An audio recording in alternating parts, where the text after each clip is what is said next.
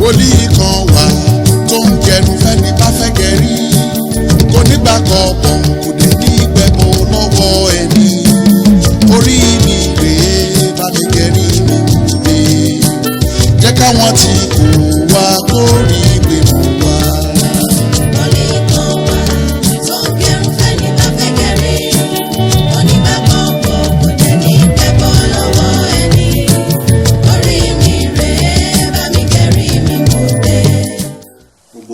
Ti Ọlọ́run alààyè ẹni tí ó fún wa ní àǹfààní àti oore ọ̀fẹ́ láti tún bá ara wa pàdé ní ibi tí àwọn bàbá wa ti fi ìdáhùn sí àwọn àlá tí a fi ránṣẹ́. Àdúpẹ́ ní ọwọ́ Ọlọ́run.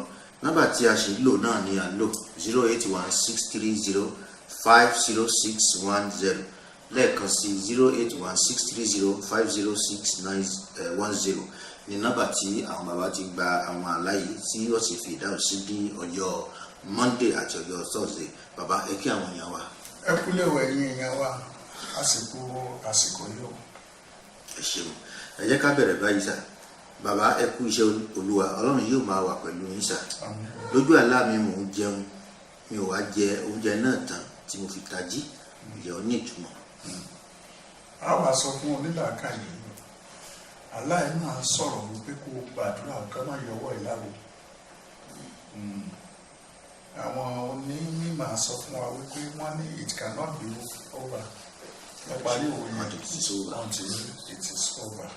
So ká má kàn dédé bí oúnjẹ máa ní lẹ́nu lójijì. Hello Daddy, God bless you sir. In my dream I always preach and ringing bell while doing it. Ẹ wá ní kí ẹni kó lọ pray. Ṣé máa pé ẹnìkan lè sọ bẹ́ẹ̀ pé ìpè nìyẹn bọ̀ kó lọ pray bẹ́ẹ̀ wípé kó wá máa ṣe bí Samuel nígbà tí ó ń gbọ́ ìpè bàbá ẹ̀ wá sọ pé kó lọ farabalẹ̀ pé tó bá ti gbọ́ bẹ́ẹ̀ lọ́jọ́ mi kó sọ pé èmi nìyí àbí ẹ̀sọ́ kó wá lọ Ọlọ́run ràn ó fẹ́ ràn níṣẹ́ kan ni tó kó wá lọ farabalẹ̀ bẹ́ẹ̀ kó pray kí ni Ọlọ́run fẹ́ kó ṣe. Hello sir, ẹ kú iṣẹ́ Olúwa o. Ọlọ́run á túbọ̀ máa sọ agbára yín di ọ̀tun ní orúkọ Jésù.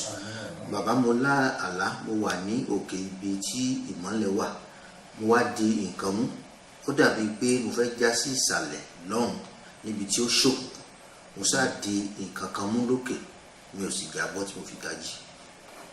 Ẹ sọ fún ẹni ìbáyìí pé kó pray o ṣó ti yé bẹ́ẹ̀ ọ̀rẹ́ wa kan ló sọ wípé ó ní àárín ọ̀tá ló wà máa ṣọ́ra so kó wà conscious bẹ́ẹ̀ pé ẹbí ẹlẹgẹ́ ló wà kó wà conscious ayé òní fi ṣe yẹ̀yẹ́. Ẹ ṣeun sir. Bàbá mo láàlá kan wípé mo lọ sí ìlú wa èmi àti àwọn ọ̀rẹ́ mi. A wá obìnrin kan lọ sí ilé wọn, a ò bá ó lọ pọn omi. Ó sọ fún mi pé òun ti ń ṣiṣẹ́ látàárọ̀ àti wípé ebi ń pa òun kí n wá fún òun lówó láti fi jẹun. Mo wá fún un ní 70 naira, ó sì gbà á. Ó sì fún mi ní àmàlà, mo sì jẹ, mo wá tají.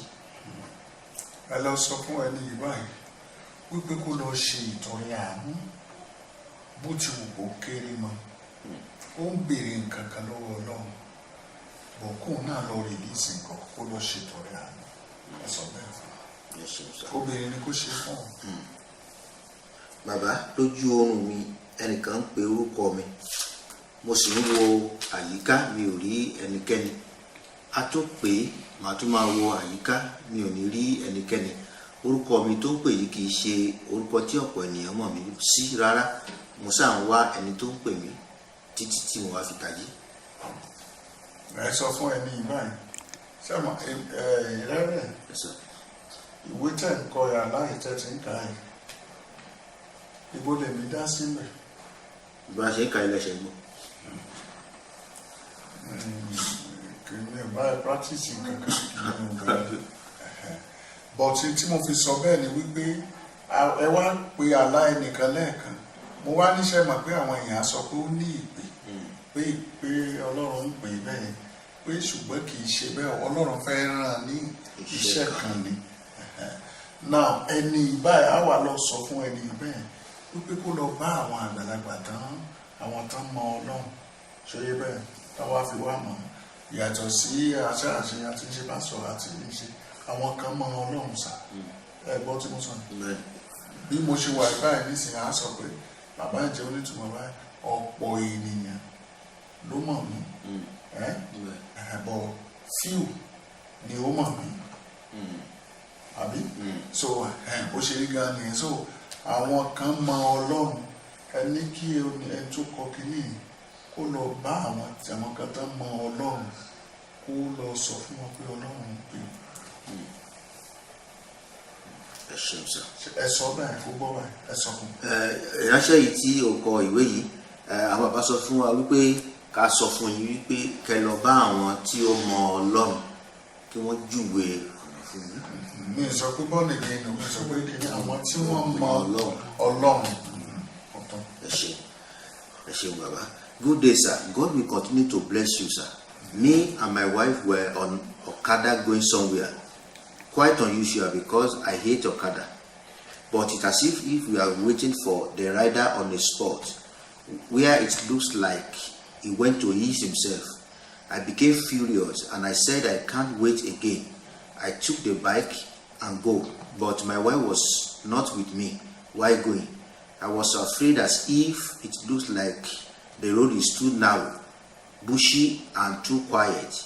I had to drop the bike and hide myself because it looks like I am not safe again. I saw another bike coming with full light. I hid them all. Later I saw about 4 bicycles coming with full light. I now came out of the hideout and stopped them to assist me, and they said they will help. They now took me to their abode and found out it was the den of kidnappers. I tried to escape, but someone shot at me and now woke up. Ẹ wá sọ fún ẹni ẹ wá ní kò máa sí nǹkan tí kò lè dúró ẹ̀mí gan máa ń dúró a fẹ́ ṣe kínní a fẹ́ à ń wá owó kínní àbí à ń wá nǹkan kan kínní yìí ṣó ti yé bẹ́ẹ̀ just to save my face àbí tá a máa ń ṣe yẹn pé tí ò bá ti sí tí àyè nǹkan kan ò bá ti yọ tó dẹ̀ ti try díẹ̀ bẹ́ẹ̀ aláìsọ wípé kò fi ilẹ̀ ó ń fa nǹkan kan lọ́wọ́ báyìí wípé kò fi sílẹ̀ ó máa kíní yẹn máa lọ já sí ibi àbámọ̀ Ọlọ́run wa ní jẹ́ kó kábàámọ̀ tọ́lá yẹn sọ nìyẹn. Ẹ ṣeun sir. Well done, sir. Iṣẹ́ ìránṣẹ́ yín kò ní dòkú lórúkọ Jésù. Àmín. I saw it in my dream traveling to a place in a vehicle with 2 of my pastor friends, but I can't recognize the third person. Later, I directed the driver to turn left. Shortly, we dropped and started growing. We came across 3 white big lions laid ambush. We quietly turned back and plied another route. On that route again, we came across many wild animals again, but no option than to keep moving. And the dangerous animals were just looking at us as we were going without any hurt. What does this mean? It means wípé lọ́wọ́lọ́wọ́ báyìí àwọn kan bá ẹ fà and there is no one to turn to. Kò tí ẹ sẹ́ni tí a lè wá sọ pé èèyàn bí èmi lọkùnrin yẹn wá. There is no one to turn to, but aláì wá sọ pé kó keep on moving pé kò sí kankan. Ẹ jẹ́ ká jọ kọ́ yìí nípa. Ìfẹ́ Olùgbàlà kì yóò sí kan. Bí ọ̀rọ̀ ọ̀rẹ́ mi yẹn ṣe rí nìyẹn, pé kì yóò sí kan, go ahead. Good afternoon, sir. Please, I have a dream that I was naked and my former girlfriend covered my nakedness, and I am still single presently. Ẹ wá sọ fún ẹni yìí wọn kó lọ gbàdúrà o kó gbàdúrà gidi gan torí nígbà míì bá a bá sọ nǹkan a lè má tún rí náà kó pray kọ́lọ́run kó ohun tó sọnù iyebíye tó sọnù pé kí Ọlọ́run kó gbà á fóun tàbí kẹ́kọ̀ọ́ fèrè tàbí kẹ́kọ̀ọ́ rọ́pò ẹ̀ fóun ṣùgbọ́n ó ti san kan náà ó yé. ẹ ṣeun sà ẹ̀kú tó di pé a tẹ̀síwájú ẹ̀yà dókè lọ.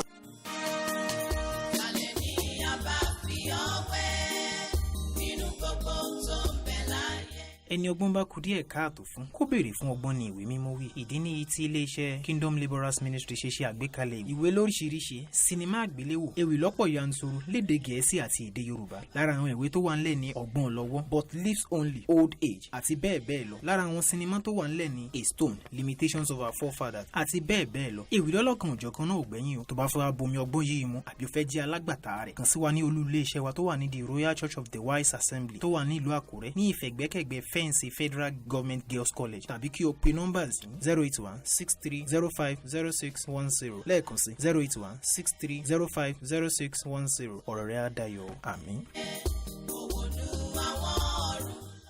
ẹ ṣeun ẹ káàbọ̀ padà. Good afternoon, sir. In my dream while going somewhere, 6 men laid ambush on the way. I thought they were praying, but they were inciting some words. They were praying. Okay. But they were inciting some words I didn't understand. I quickly ran into the house where I was charging my phone, and I was peeping to know if they were still there. I saw them taking my mother away to where I don't know. Immediately I called a woman who I thought is a minister of God, but she was afraid too. I quickly ran after them to save my mother from them, but they were too powerful than me. I was breathing heavily. Even till I woke up, I was still breathing heavily. Àwọn àníkà sọ fún ẹni àṣírí máa tú sí ẹ lọ́wọ́. Ṣé rí breathing heavily yẹn òun gangan ní ọ̀rọ̀ báyìí. Àṣírí ó máa tú sí ẹ lọ́wọ́ tó dẹ̀ máa di pé tó bá tú sí ẹ lọ́wọ́ mo gbà ẹ́ nímọ̀ràn bẹ́ẹ̀ kó o ra ká mára. Ṣó ti yé bẹ́ẹ̀ Ọlọ́run ní jẹ́ kẹ́mi wá bọ̀ wò. Ẹ ṣeun sà ẹ kú iṣẹ́ Olúwa sà. Mo máa ń bá ara mi nínú ìhòòhò lójú àlá. Bàbá kí ni mo lè ṣe? N tó wá lè ṣe báyìí wá gbàdúrà pé kọ́lọ́run má tú ẹ láṣìírí. Kọ́lọ́run dáṣọ bò ẹ́ kó dáṣọ àṣírí ó lé èèyàn lára o lé èèyàn lára o nítàlá yẹn sọ fún ẹ ní ẹgbẹ́ ó kàn sọ pé wo gbogbo àwọn ọmọ yìí wọn ò bò ẹ. Ẹ ṣeun sà ẹ kú iṣẹ́ Olúwa. Mo máa ń rí obì nígbà gbogbo lójú àlá mi. Ẹ jọ̀wọ́ kí ni ìtumọ̀ rẹ̀? Ó ń rí obì. Mo rí. Ẹ sọ fún àwé yìí tí ó kọ ìwé ìpè Ọlọ́run bá lè ṣe obì yẹn ní igi ìbàdà kó jẹ́ igi obì. Kó wá gbàdúrà báyìí kó sọ fún Ọlọ́run ẹ̀sùn tẹ́rẹ́tẹ́rẹ́ ṣóyé bẹ́ẹ̀ bíi pé kó náà kàn tán kó tó rí ìwé ìyẹn kọ́lọ́run mú kúrò ní ayé òun kó kúkú fún òun nígi obì. Ṣó ti yé bẹ́ẹ̀ aláìní. Ẹ ṣeun sà. Hello sà ẹ kú iṣẹ́ Olúwa. Mo lálàá pé èmi àti ẹ̀gbọ́n mi tí wọ́n bí mi tẹ̀lé wà ní ìlú wa. Ẹ̀gbọ́n mi yìí ti ṣe oúnjẹ sílẹ̀ ebi dẹ̀ ń pa mí kò sì fún mi jẹ.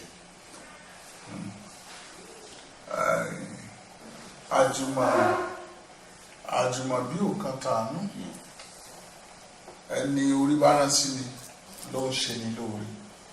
Ẹ sọ fún ọ̀rẹ́ wa yìí pé Ọlọ́run ní kó gbé pé títí di ìsìn báyìí pé ohun tí ò jẹ́ kọ́rọ̀ ẹ̀ tí ì ní ìyànjú ni wípé òun gbà wípé ó yẹ kí ènìyàn kan ràn ẹ́ lọ́wọ́.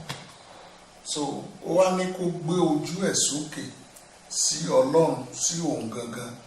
So tó bá dẹ̀ máa ṣe bẹ́ẹ̀ bẹ́ẹ̀ ó mì pé ò ní anybody sínú bẹ́ẹ̀ ẹni yẹn bóyá ẹni yìí méèkì owó ara ẹ̀ òun ná owó ara ẹ̀ má jẹ́ òbí ẹni tó gbé kò fún ẹ. Tí o bá fẹ́ ìwọ gan lọ ṣiṣẹ́ owó tara ẹ̀ ṣó ti yé bẹ́ẹ̀ ìgbà yẹn Ọlọ́run máa bless ẹ bẹ́ẹ̀. Ẹ ṣeun sà. Bàbá ǹjẹ́ ó ní ìtumọ̀? Ẹ kú iṣẹ́ Olúwa. Mo láàlá pé mo ṣe ìgbéyàwó pẹ̀lú ẹni tí mo fẹ́. Àwọn ènìyàn fún wa ní ẹ̀bùn ṣùgbọ́n lójú àlá yìí mi ò rí ojú ẹni yìí tí a jọ ń ṣe ìgbéyàwó pẹ̀lú ní ojú àlá mi. Àwa máa sọ fún ọ̀rẹ́ wa yìí o wípé fi ara ẹ balẹ̀ gan-an. Ó dàbí sámọ̀ mi kan mo wá preach ẹ̀, mo ní give it a time, mo ní time will tell. So fi ara ẹ balẹ̀ gidi gan-an dáadáa, Ọlọ́run á ràn lọ́wọ́ kó tó gbé ìgbésẹ̀ tó lágbára o. Fara ẹ balẹ̀ púpọ̀ gan-an, bójú bá fara balẹ̀ á padà rí mú. Ẹ ṣeun sà, ẹ jẹ́ ká mọ ẹyọ kan ìsìnkú tó di pé adágbére fún ti òní. Ẹ kú ètò bàbá, Ọlọ́run á máa ràn yín lọ́wọ́. Àmín. Lójú àlá mi mò ń lu ìlú bàtá, ìyá mi sì ń jó. Bàbá mi ò mọ ìlú bàtá ń lù lójú ayé.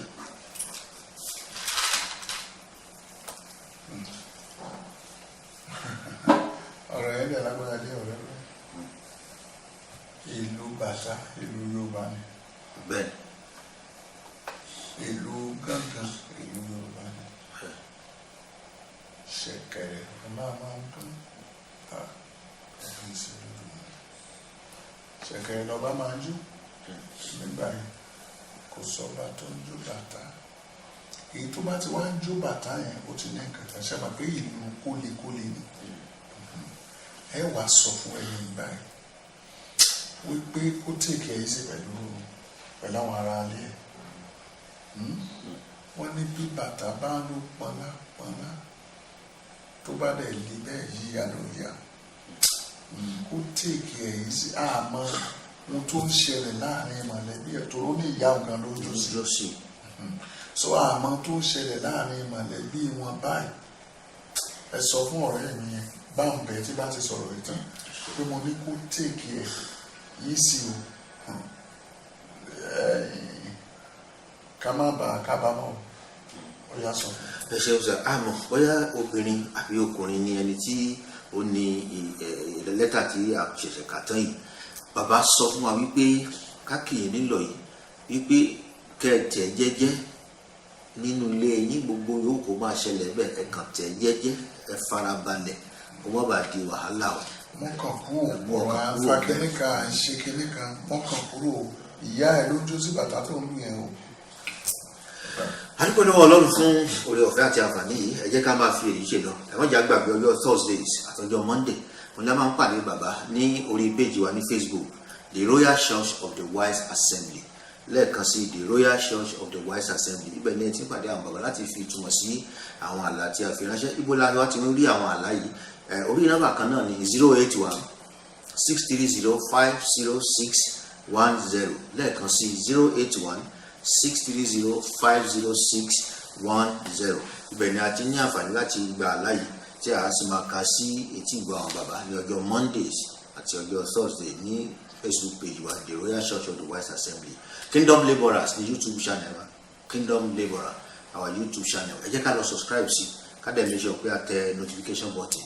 A lè máa ní access sí ìgbà tí àwọn fídíò yẹn bá ti drop. Ọlọ́run á ràn wá lọ́wọ́. Orúkọ tèmi ní Reverend Ọmọníyì Lawrence. Ó dìgbà kan náà. Èmi ni wọ́n pè ní Francis Olúmilé ọdún bàbá jẹun tó. Aṣọ ìgbà wọn la máa ń dá fún ìgbà tá a wà yìí. Ó fẹ́ dàbí epo lè kókò díẹ̀ ṣùgbọ́n wọ́n kì í ṣe Ọlọ́run á mú ìgbà tó tọ́ àmì wọn ṣe. Alẹ́ ní abá fi ọwẹ́ nínú gbogbo tó ń bẹ láyé.